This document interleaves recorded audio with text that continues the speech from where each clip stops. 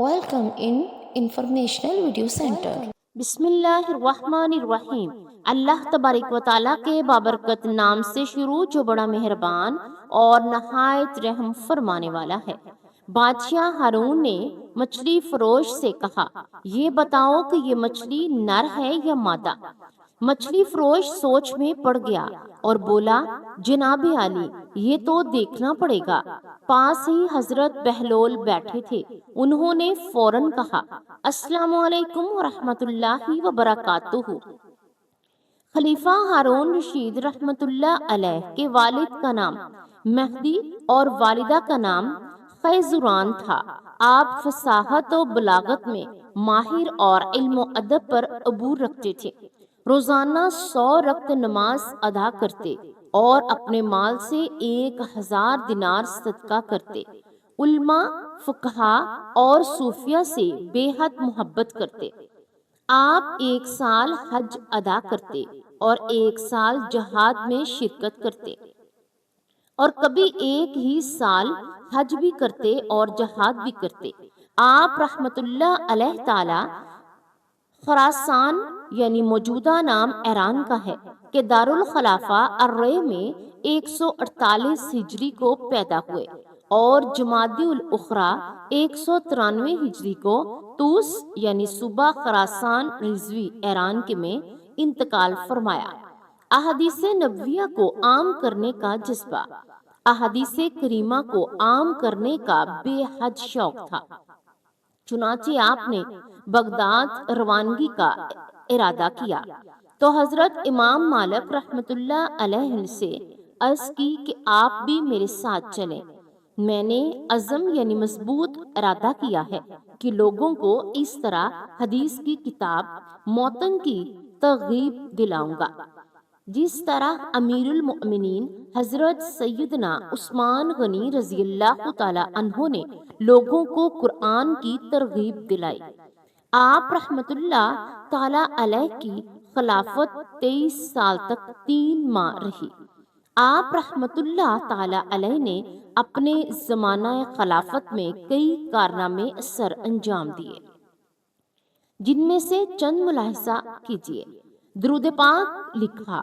سب سے پہلے آپ رحمت اللہ تعالی علیہ نے تحریر میں اللہ تعالیٰ کی حمد و ثنا کے بعد پیارے آقا صلی اللہ علیہ وآلہ وسلم اور آپ کی پاکیزہ آل پر درود پاک لکھنا شروع کیا۔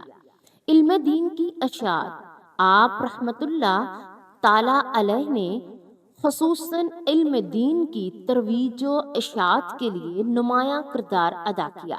اسی مقصد کے لیے بغداد شریف میں بیت الحکمت کے نام سے ایک ادارہ قائم کیا، جس میں علماء اور فضلاء کی عظیم جماعت نے تصنیف و تالیف کا کام کیا۔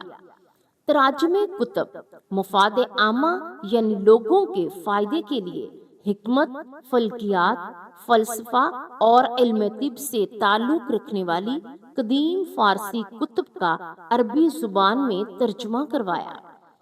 آپ کے دور حکومت میں کتاب لکھنے والوں کو منہ مانگی رقم دی جاتی تھی۔ آپ نے منطق کی کتاب یونان سے منگوا کر محمد بن طرخان فارابی سے ان کتب کا عربی میں ترجمہ کروایا۔ توقیر علم کے عملی اقدامات، علم اور علماء کی تعظیم و توقیر کے لیے آپ نے علمی اقدامات فرمائے۔ چنانچہ آپ رحمت اللہ تعالی علیہ کے دربار میں ہر وقت کثیر علماء تشریف فرما رہتے تھے۔ آپ خود مختلف اولیاء علماء کی بارگاہ میں عاجزی و انکساری سے حاضری دیتے۔ آپ اللہ والوں کا بے حد احترام فرماتے، ان کی مالی ضرورتوں کو پورا کرتے۔ چنانچہ آپ نے ایک مرتبہ حضرت سیدنا امام مالک رحمت اللہ تعالی علیہ سے پوچھا، کیا آپ کا کوئی مکان ہے؟ تو انہوں نے فرمایا نہیں۔ آپ رحمت اللہ تعالی علیہ نے انہیں 3000 دینار پیش کیے۔ بد مذہبوں کی گرفت، ملحدین یعنی بے دین اور سرکار دو عالم صلی اللہ علیہ وآلہ وسلم کی احادیث پر اعتراض کرنے والوں سے سخت نفرت کرتے تھے۔ اور جس پر الحاد یعنی بے دینی کا شبہ گزرتا، اپنی قربت اور رشتہ داری کی پرواہ کیے بغیر اس کا سخت احتساب فرماتے۔ ہجری اسود کی حفاظت سن 189 ہجری میں عمرہ کرنے حاضر ہوئے تو جس حصہ پر ہجر اسود نصب تھا اسے ہلتے ہوئے دیکھا۔ قریب تھا کہ ہجر اسود زمین پر تشریف لے آتا۔ آپ نے اس حصے کے اوپر اور نیچے ہیرے کے ذریعے سوراخ کروائے، پھر چاندی پگھلوا کر اور سوراخوں میں بھروا دی۔ ایک مرتبہ خلیفہ ہارون رشید اپنے دربار میں بیٹھا ملکہ زبیدہ سے شطرنج کھیلنے میں مصروف تھا۔ بہلول پاس بیٹھے یہ سب کچھ اپنی آنکھوں سے دیکھ رہے تھے۔ اسی وقت چوکیدار نے صدا دی، علی کے ہاں ایک مچھلی فروش پیش ہونے کی اجازت چاہتا ہے۔ اجازت ہے۔ خلیفہ نے فوراً اجازت دے دی۔ مچھلی فروش اندر داخل ہوا اور کہنے لگا، جناب علی، جام ہے، آپ کے لیے بہت عمدہ مچھلی لے کر حاضر ہوا ہوں۔ ہارون نے زبیدہ کی طرف دیکھا اور آہستہ سے کہنے لگی، یہ بیچارہ انعام کی تلاش میں ہمارے لیے مچھلی پکڑ کر لایا ہے، اس کو 4000 درہم دیے جائیں تو کیسا رہے گا؟ زبیدہ بولی، نہیں میرے سرتاج، ہرگز نہیں، یہ معمولی سا مچھلی فروش اس قابل نہیں کہ اتنی بڑی رقم اس کو انعام میں دے دی جائے۔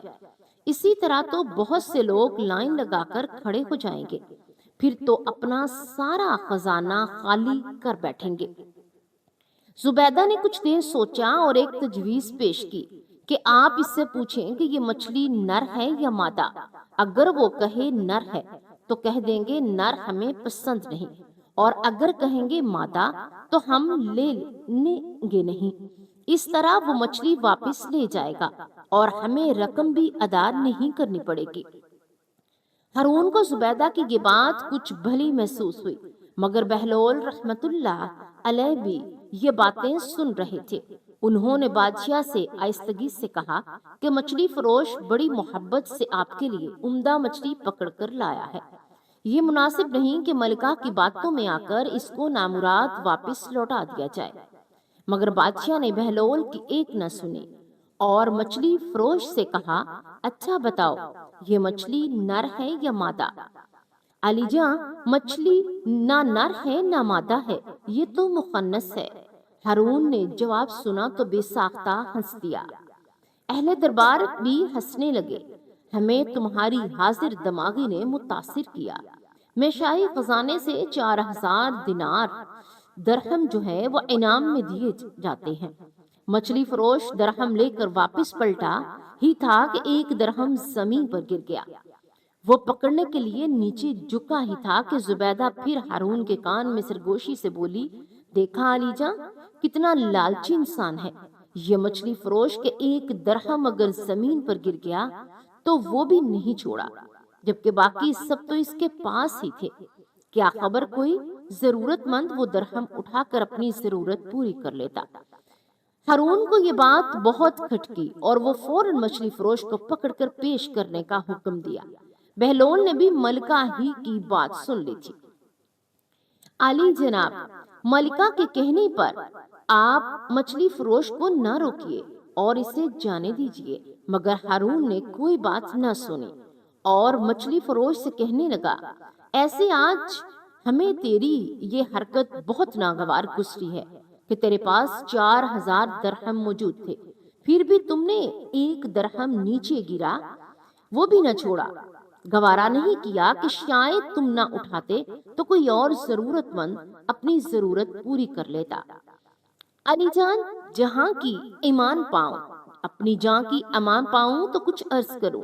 مچھلی فروش کہنے لگا، حضور والا، یہ غلام پر فطرت نہیں بلکہ نمک کی قدر کرنا جانتا ہے۔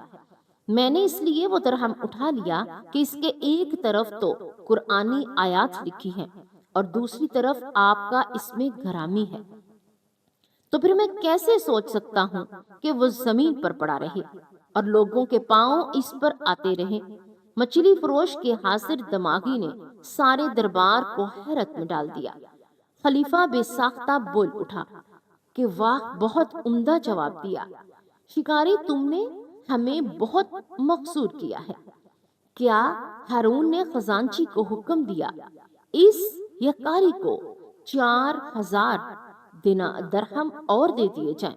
جب مچھلی فروش رخصت ہو گیا تو حضرت بہلول رحمت اللہ علیہ نے ہارون سے کہا، میں نہ کہتا تھا کہ شکاری کو بار بار نہ روکیں، اب وہ 4 کی بجائے 8000 درہم لے کر جا رہا ہے۔ ہارون ہنس دیا، ہاں واقعی مجھے تمہاری بات پر غور کرنا چاہیے تھا۔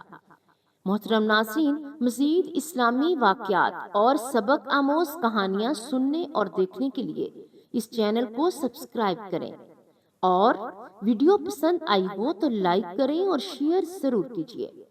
اللہ ہم سب کا حامی و ناصر ہو، آمین یا رب العالمین۔